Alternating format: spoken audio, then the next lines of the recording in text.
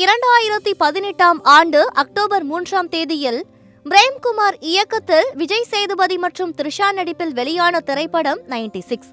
இந்த திரைப்படத்தில் பள்ளி பருவ காதலர்கள் 20 ஆண்டுகளுக்கு பின் சந்திக்கும் போது என்ன நடக்கும் என்பதை மிகவும் இயல்பாக காட்டியிருப்பர். இந்த திரைப்படம் வெளியாகி ரசிகர்களிடையே மிகப்பெரிய வரவேற்பை பெற்றது.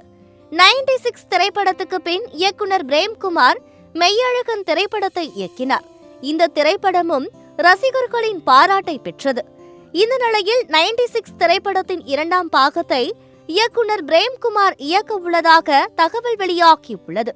மேலும் இந்த திரைப்படத்துக்கான திரைக்கதை பணிகளும் முடிவடைந்துள்ளதாகவும் கூறப்படுகிறது.